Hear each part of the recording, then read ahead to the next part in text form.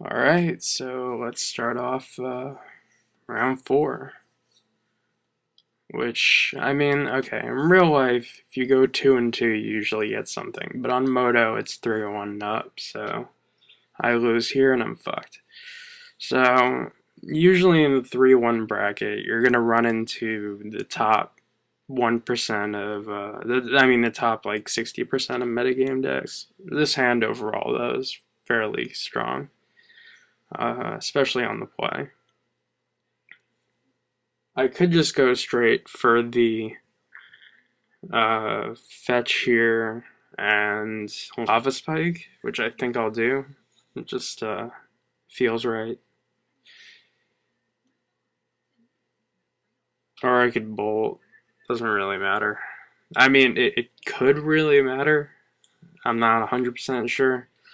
I tend to like to hold on to bolts. I think that was just a misclick, to be honest. Mirror match, and I'm on the play. So I think that gives me like a 75% chance. I'm not even kidding you. It's something nearly as crazy as like 75%. So now I need to think about what I would do in his situation. And when I look at what I would do in his situation, I would play Swift Spear first and then play 2 burn spells. So I want to kill off the Swift Spear, and so that way he can't do damage to me. So now I'm at 17, he's at 14. We're basically racing the 20 here. Goblin Guide. What do I hit? I need stuff. Okay, Swift Spear is good. Next turn I could attack with Swift Spear. 3, 6, 9. I can get him down to 5. It's pretty good. I can go down to 13, which is much better than going... Well, I could have stayed at 14. I could have fetched for a basic mountain. But if I hit a Boros Charm, I want to be able to cast it. So I'm going to hit him for 9 here in one shot. Yeah, because Monastery Swift Spear is a very fair card, by the way.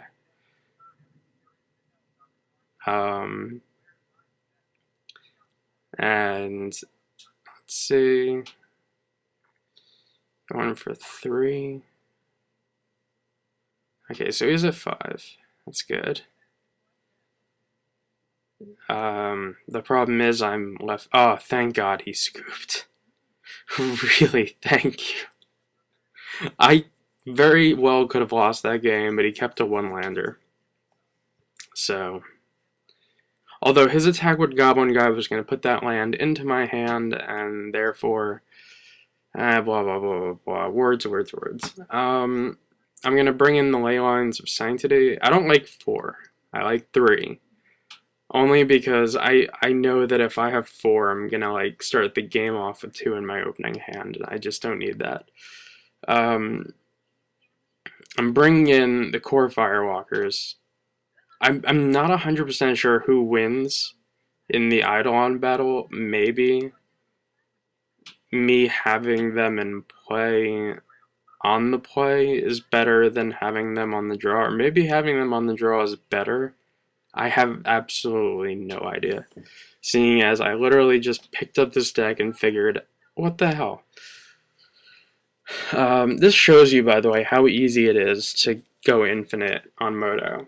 I mean, this deck would cost a normal person close to nothing. I mean, those are the promo fetch lands. Those are like 4 tickets.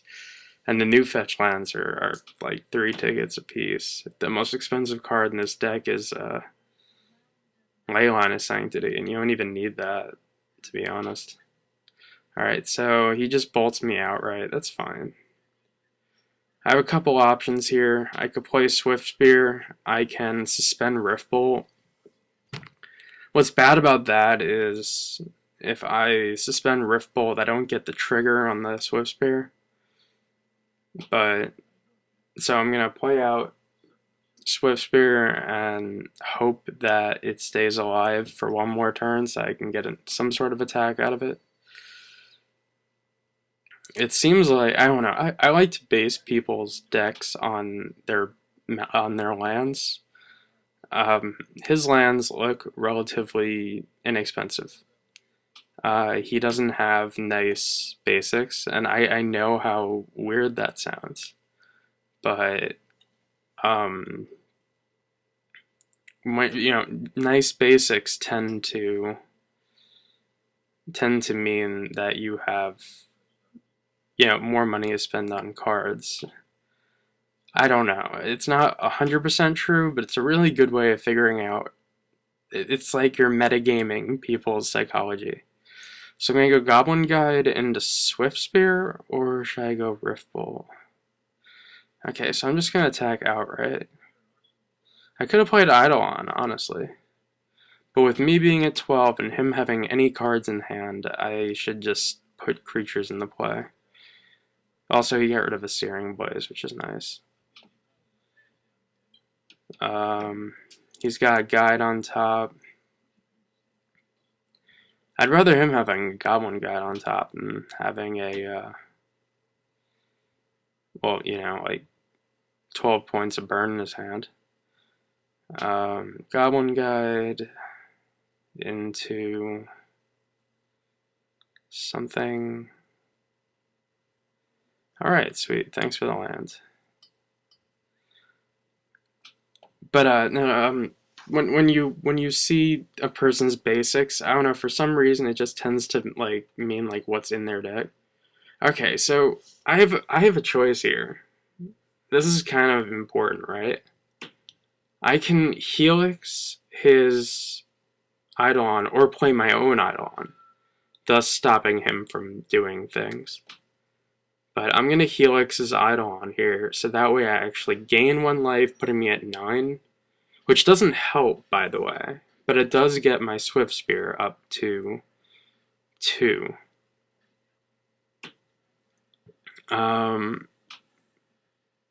Gaining a life when you're at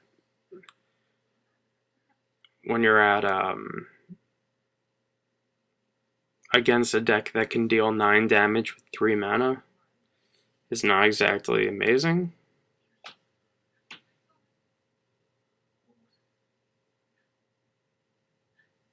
But I'm gonna suspend Rift Bolt.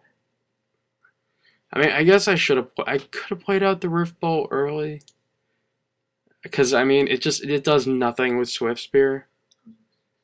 It makes Swift Spear like much worse. Let's see what's on top. All right, he's got Bolt, so he can. I mean, what am I worried about? I'm worried about Core Firewalker, which he can't cast. I'm worried about Boros Charm, Lightning Bolt, and Lightning Helix. Alright, he's putting me at 2, and then he swings in. Alright, he got me.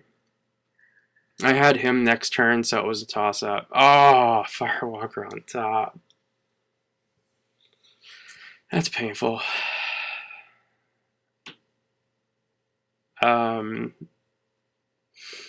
My tiebreakers suck, by the way. I am low on that chart. If I'm right, last round... Oh no, yeah, last round we had to wait a while. 2 people that were 0-2 took up the entire clock. Oh, sweet. Leilana Sanctity. And a Goblin Guide. But this is game 3 and I'm on the play. And having 2 lands is much better than 1. Also, remember, don't press OK. Just click on the ley line when it says, do you have any opening hand actions? A lot of people forget that. It's not like you're not stupid for forgetting it. It's just a it's a poorly done thing that Moto has done. So I have to bolt myself here. Get myself down to 17, play Goblin Guide. Hope to God that I draw another land, because if I do, I win. A double Helix will put me in a good spot here. Alright, so his Lava Spikes are dead. That's nice. Basically what it comes all down to is draw another land. I mean, of course he can block with his Goblin Guide if he sees them off lands, but he needs to attack me with creatures in order to try and win this game. Okay, so I got Skullcrack on top. That's certainly not good. So I'm gonna Lava Spike him. Get him down to 13. Hope I don't give him a land off the Goblin Guide. That's the worst thing you could do in the mirror. Just give your opponent a basic land. He has a Skullcrack on top. Oh no, he has a Lava Spike on top. No, wait, I haven't attacked yet. Sorry. He has a Bolt on top. Alright. So he's just gonna very quickly. I mean, there's a good chance he can't Searing Blaze. Ooh, Crater's Claw. All right. It's not nearly as good as Leyline. I mean, it's good. Oh, there's the land I needed.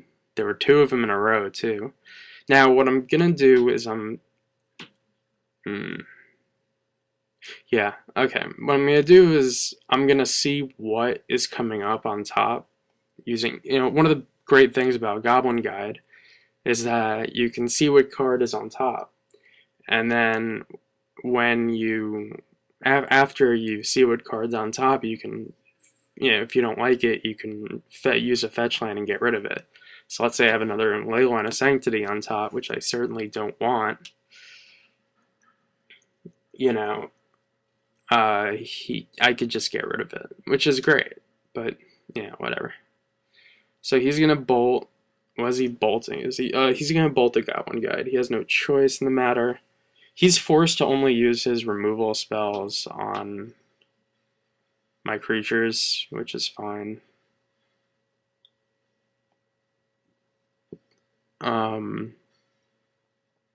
He's gonna swing in here. Let's see what's on top. That's the important thing, right?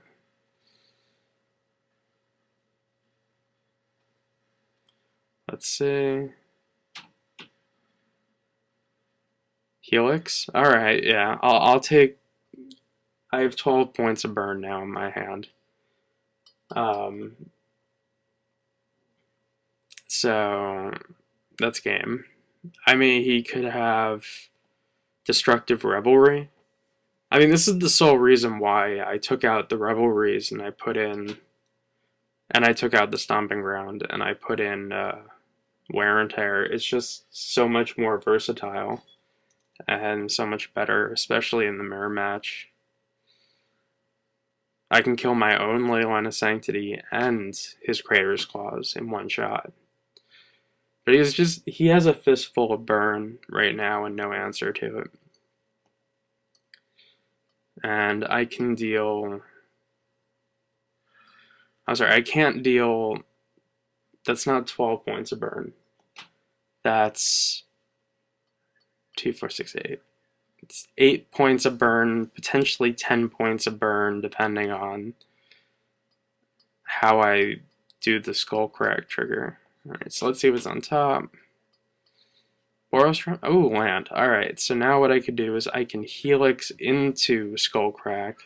Well, first I can double Helix, which is nice. Hopefully he thinks I'm flooded.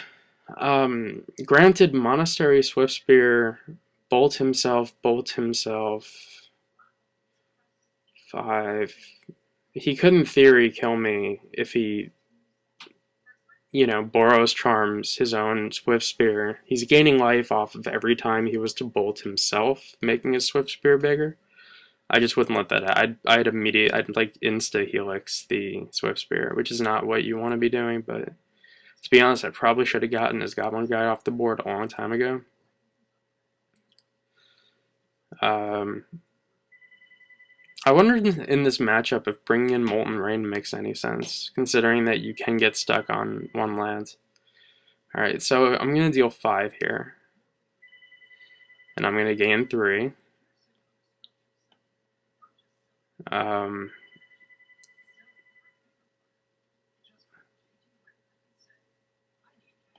So, oh wait, he Skullcracked himself? Oh, I have the combo. Firewalker into Firewalker, Leyline of Sanctity versus Mono Red. I think this is like your dream scenario if you're sitting there at 2-1 in a daily. Your dream scenario is sitting there with Firewalker and Leyline against Mono Red. I'm wondering though how good Leyline is, considering that every single deck that you need Leyline for has an answer for it. But now we're both gaining life off of every spell. Not to mention I've shut off his attack, although he has shown that he's willing to Skullcrack himself. So, I mean, that was a good move, though. I have to say, Skullcracking yourself in response to my Helix, so he gains 2 life, or he gains 1 life? 2 life? I'm not quite sure how that works for Creator Squad, but regardless. An attack means he has a Skullcrack in his hand, but he really can't afford to Skullcrack himself again. Okay, that's game. Now, mind you that by playing Skullcrack here, I am killing my own core Firewalker. If I'm correct, it says life cannot be gained, damage cannot be prevented. But by playing 2 spells here, he will be dead. So, although I probably should have played 2 Skullcracks, it really doesn't matter. The worst part about this is that I'll have to wait about 50 minutes for the twin mirrors to finish. See, I should have Skullcracked there instead of Helixed, but it put me at such a massive life differential that it didn't matter, plus I had the attack. Alright, so 3-1 in a daily with a deck that I don't know at all, and there's my packs. Those Fate Reforged packs are worth like 25 tickets or some crazy thing. I will see you guys next time with some Legacy, and this was not fun, but hey, it's easy tickets, so peace out.